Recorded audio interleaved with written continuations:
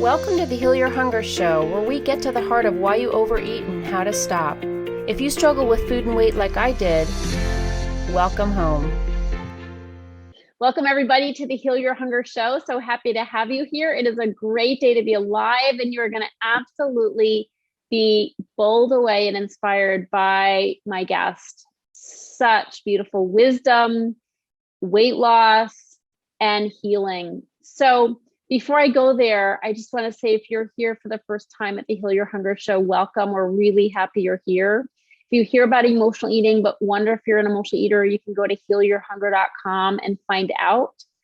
And if you know somebody who's struggling, tell them about the show. Please tell them about the show so they can hear what's happening to women who get off the diet track, stop focusing on the food, but still experience weight loss. What a beautiful thing that is. There is a way by which you can lose weight, heal your emotions, get more emotionally balanced, have more energy, have so much more self-love without going on another diet.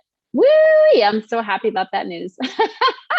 So a lot of these shows get shared in the Secret Sauce group on Facebook. So definitely make sure you access the support that's there. It's on Facebook. You type in the Secret Sauce to End Emotional Eating.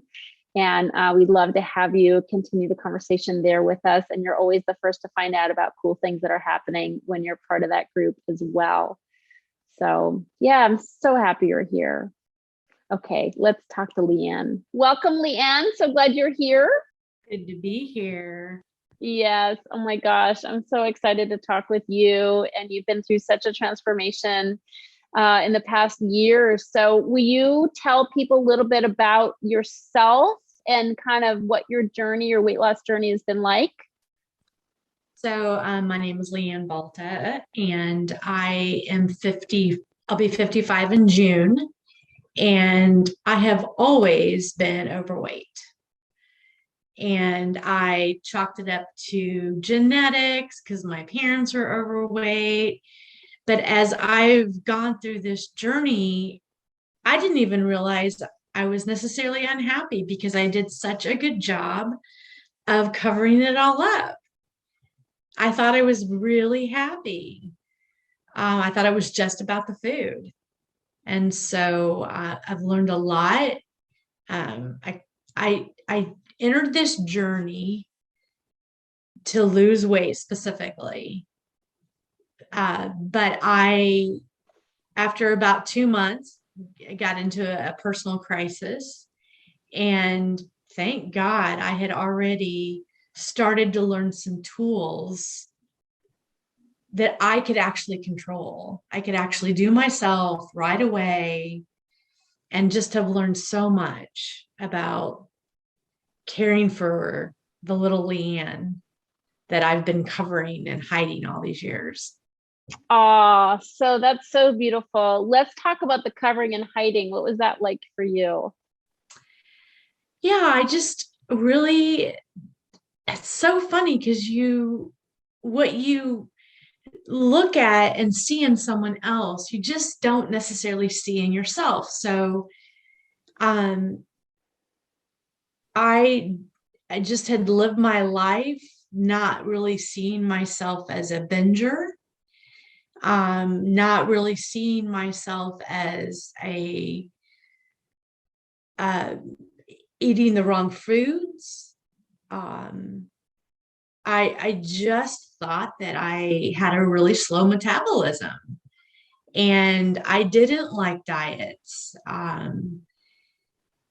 The covering up. So I think the biggest thing that I learned right away through Heal Your Hunger was just that process of anesthetizing. That it was that opened my eyes. Just that explanation, that understanding that you go and you may have had a morning of stress or just normal stuff, work, but you look forward to that quiet time when you can eat by yourself and just calm the mind. Oh, it was just, oh my God, that I do. So that was the beginning of really understanding what I was doing to my body. So you were eating on your own, alone. That was sort of your quiet time, your time to restore, but it always included yummy foods. Always included yummy foods. Yes. Got it. And Yes. how And did, oh, go ahead. I just didn't know that I didn't know there was another way of calming down. I had seen my mom and dad kind of do the same thing, kind of eat something yummy, lay on the couch and relax. Mm-hmm. Yeah. Yeah. And I know you're a busy professional, so I'm certain there are lots of stressful times in your work. Yeah, I'm typically managing other people's emotions, which is ironic because I can barely manage my own. Oh, I was managing my own all right, but just in unhealthy ways.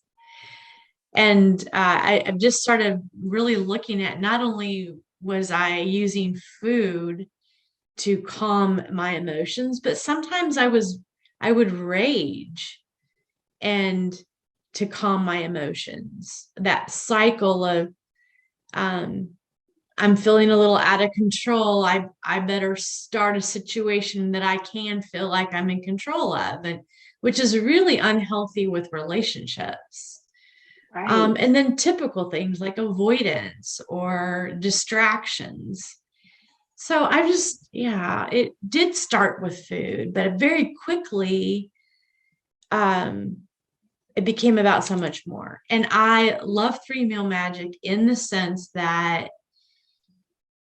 you're not obsessing about the food. Oh my gosh, I don't even think about the food. The food is, I was not eating healthy anyway because I wasn't thinking highly enough of myself to plan. Just that planning, that prepping, and I don't have to think about it.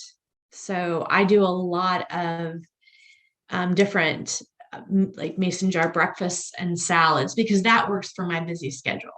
And a lot of trial Mm, and but just spending the time. And I'm lucky. My children are grown. I have the time to work on these things. yeah, beautiful. But you work it in because I know you're super busy anyway. Do work Children it at in. home or not. So what was so hard about the weight that you were carrying? And I know it was a lot, right? Yeah, I got up to 300 pounds right Wow. before I started this program. I think I was at 295, 298, kind of up and down. And now I think I'm about 220. Wow. I'll know more when I go to the doctor in May. Good for you. It's so beautiful, all without dieting. No dieting, no counting calories. Um, I actually still have a lot of room to grow when it comes to eating clean. But I have omitted the sugar. I um, but other than eating fairly healthy 3 meals a day, that's it. That is incredible, Leanne. Good for you. So beautiful. Yeah. And how would you say you're different? So you're probably not raging like you used to. It's I'm not raging. I am starting to, so interesting because I just thought everything was okay. I just thought everything was okay. But now I'm understanding that, just how I push people away, how I self sabotage, and now, just like you said, we start to become more sensitive. You start to become more. It's like layers of an onion, and I mean, it's going to take a little bit of time. I'm so grateful for a process that I can continue to look forward to because it's going to take more time to undo these layers. No question. Also, Yeah. one thing, it's different. The aha moments are great, but you have to have lots and lots of practice to really internalize what we're learning. And so much of what you say is like, we're hungry for information, and that information is great, but we really need to settle in. I need to settle in. Leanne needs to settle into everyday practices. And I can't say enough about the self-care strategies. I make sure that I built my daily schedule around them, because that's the only way it was working for me. If I didn't build those routines into my day, and I've taken the time to know what works and when. I'm still working on writing, as you know, but I'm also understanding that writing is a way of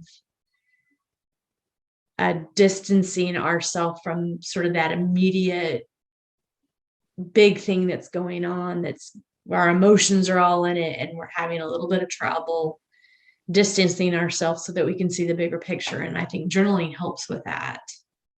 Beautiful. And can you talk about the impact of the community? Because you've been an important part of the community, and very, you grabbed a hold of that. I did grab a hold of that, probably even before the self-care, but self-care came right in. I think it's just, I think the reason why I like community so much is it's so multifaceted. And it's just when you think you don't need it, or you would rather do this instead of that, that you just stick to it, and you go, and you're maybe because you didn't go into it expecting much, that you get so much from it. And it's because it's so complicated. Number one, it's so easy to do, just show up, right? It's so easy to do. Yeah. But then to hear and listen, so many complex situations, it's like learning, empathizing, getting to know yourself on steroids. Through other people's experiences. Will you dig into that a little bit so people can understand that? So at first I didn't know the ladies, but through, just a few meetings, you start to get kind of understand who they are, what they're going through, what their struggling are, what their wins are. And it's just like having a room full of cheerleaders. And when I love the way the way you get so much done in 1 hour is amazing to me. How you make sure that we're all seen and heard, which we all want, but you manage to get it done in an hour, and you keep us on track. And I honor that, because that's not an easy thing to do. And just, you're seen and heard, and you're learning, and sometimes we get lucky and someone triggers a button, and you get to go off on a tangent, and we get to learn a little bit more. I love group. I love that. I even love the Q&A. I don't come to it necessarily with questions. And it's a classic. This is why you show up to learn in a classroom environment, because you don't even know what you don't know. And then somebody asks the question, and you're just like, I didn't even know I had that question, but I'm so glad to hear the answer to that question. Yes, I love it. So you go back and listen to the recording later? Yes, absolutely. Or take notes. I keep a journal where I take notes on the Sunday night and Wednesday calls, and of course on Thursdays. But yeah. Beautiful. Yeah, it's amazing how much we can accomplish on Zoom. Mm-hmm. Yeah, it is.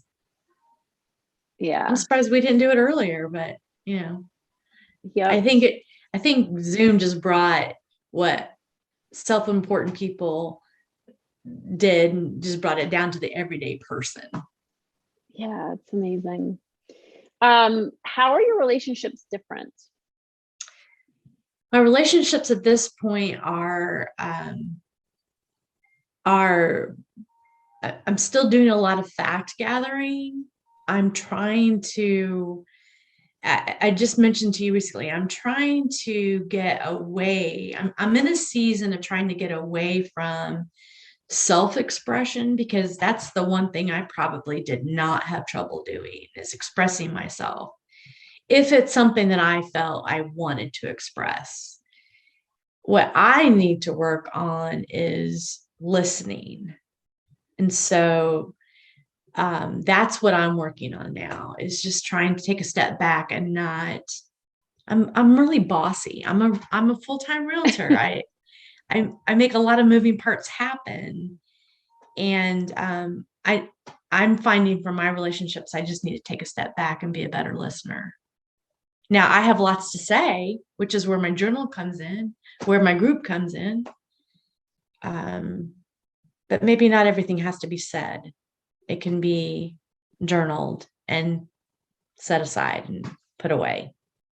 I love that. And I love hearing your self-awareness, like really understanding what's helping you, what's not helping you, where you can, work on things and pull back a little bit. It's really beautiful. And I love the saying, doesn't need to be said, doesn't need to be said now, and doesn't need to be said by me. Yes. Yep. And I think as emotional eaters, we have that bossy part of us. Some of us have a harder time expressing ourselves, but there's no question, control and being bossy is part of. I know that was a problem for me, back in the day, when I was eating, is it had to be a certain way, and I had to, get in there and meddle and get people to snap too, and it's hard when it's your job where you actually get paid for doing that, right? So how do you do it with more eloquence and patience and kindness versus, this is my way, do it now? Yeah. I am starting to also identify that a sense of disrespect is a trigger for me when I feel like someone's being disrespectful. And I want to figure that one out. I want to figure out why that's a trigger for me. Why do I care so much if someone respects me or not respects me? So I'm working on that one.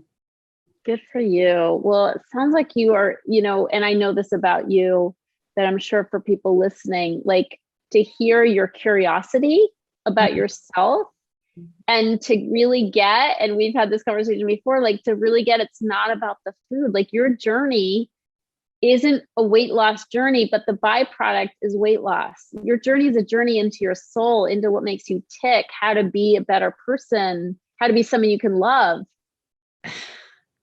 It's not easy to do a lot of self-reflection, and it's not easy to feel the feelings.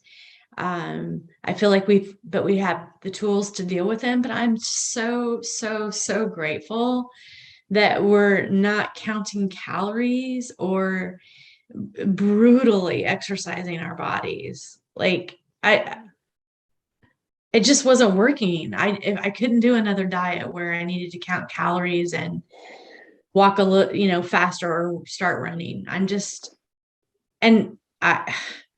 would have, the weight is coming off. But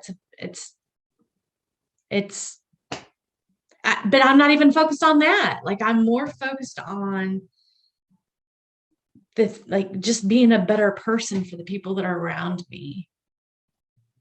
Yeah. The most important, just to be a better person. And I'm so grateful also that the faith, that there's a higher power, that there's somebody more loving, has more energy, has a better plan for us than this. Yeah. And I'm grateful that that's part of the program as well. So beautiful. It's really nice to hear you, Leanne, and to hear, how far you've come. It's so heartwarming and such a beautiful example of this work. So thank you. Thanks for doing the work. Thank you. Yeah. Thank you so much. Okay, here's my take. In the book Atomic Habits by James Clear, the author says habits are the compound interest of self-improvement.